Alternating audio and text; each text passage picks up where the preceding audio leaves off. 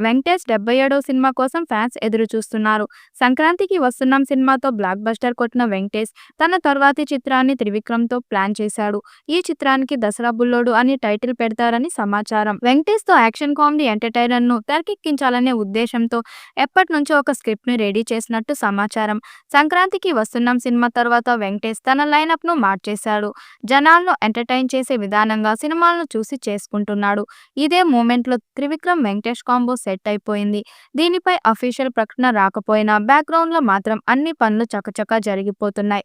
అందుతున్న సమాచారం ప్రకారం జూన్ 14వ తేదీన సినిమా పూజ కార్యక్రమాలు జరుగుతున్నట్లు తెలుస్తుంది. అదే విధంగా జూన్ నెలలో ఈ సినిమా సెట్స్ పైకి తీసుకురాబోతున్నాడట. ఇప్పటికే ప్రీ ప్రొడక్షన్ వర్క్ మొత్తాన్ని పూర్తి చేశాడట త్రివిక్రమ్. అంతేకాదు ఈ సినిమాలో త్రివిక్రమ్ వెంకటేష్ క్యారెక్టర్ పేరు చాలా వెరైటీగా పెట్టినట్లు తెలుస్తుంది.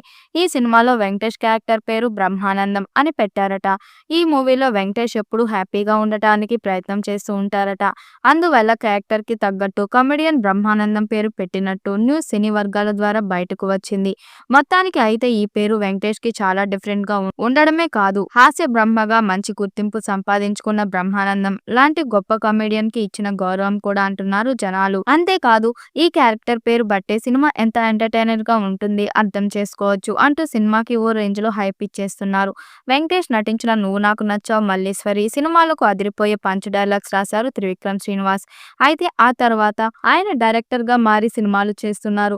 త్రివిక్రమ్ దర్శకుడిగా మారిన తర్వాత ఆయన మొదటి ఆప్షన్ హీరోగా వెంకటేష్ అవుతాడని అనుకోగా అది కాస్త చాలా టైం పట్టింది.